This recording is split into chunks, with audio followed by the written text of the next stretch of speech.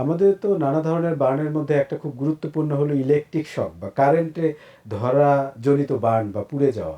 Sir এই ক্ষেত্রে আপনার নির্দেশনা বা পরামর্শ কি আমাদের সাধারণ মানুষের জন্য?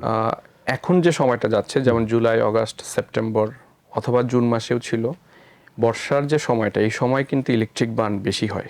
জি স্যার। এবং আমাদের জাতীয় বার্ন প্লাস্টিক সার্জারি ইনস্টিটিউটের জরুরি বিভাগে এই মুহূর্তে ইলেকট্রিক বার্নের আক্রান্ত রোগীদের সংখ্যা বেশি। তো এইটা মূলত যারা বৈদ্যুতিক কর্মী যারা তারা আক্রান্ত হচ্ছেন এবং হচ্ছে শিশুরা আক্রান্ত হয় কীরকম, যেমন অনেক শিশুরা দেখা যায় যে পাখির বাসা, তারপরে এখন যেমন আম গাছে আম পারার জন্য, প্লাস হচ্ছে গিয়ে অনেকে খেলনা কাপড় চুপড় আটকে যায় বৈদ্যুতিক তারে, অনেকে বারান্দা থেকে গ্রিল দিয়ে লোহার কোনো কিছু দিয়ে ওইটা টেনে আনতে চায়, তখন কিন্তু সে বিদ্যুৎ স্পৃষ্ট হয়। এবং ইলেকট্রিক বার্নে যেটা হয় যে এটার গভীরতা অনেক বেশি হয়, বাইরে থেকে যত টাকা আমরা দেখি ভিতরে আসলে ক্ষতিটা বেশি। আক্রান্ত জায়গাটা যতটুকু না পোড়া, ভিতরে পোড়াটা আরো বেশি। ভিতরে পোড়াটা বেশি।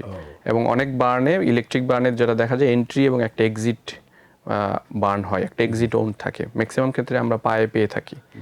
তো এটার ভয়াবহতা আসলে বেশি হয়ে থাকে। সেই ক্ষেত্রে স্যার কোনো ইনভেস্টিগেশন বা কোনো হসপিটালাইজেশন? না, ইলেকট্রিক বার্ন হলে অবশ্যই হাসপাতালে জরুরি ভিত্তিতে নিয়ে আসতে হবে এবং হাসপাতালে নিয়ে আসার পরে ইলেকট্রিক বার্ন ম্যানেজমেন্টের জন্য যে বার্ন প্রোটোকল আছে সে অনুযায়ী চিকিৎসা শুরু হয়। এবং আমাদের কাছে আসলে আমরা একটা ইসিজি করে থাকি ইমিডিয়েটলি, কারণ ইলেকট্রিক শক বা ইলেকট্রিক বার্ন হলে একটি মানে হৃদরোগ মানে হার্টের উপরে একটি প্রতিক্রিয়া তৈরি হয়। হ্যাঁ, এটা প্লাস হচ্ছে গিয়ে কিডনির একটা ড্যামেজ প্রক্রিয়া শুরু হয়।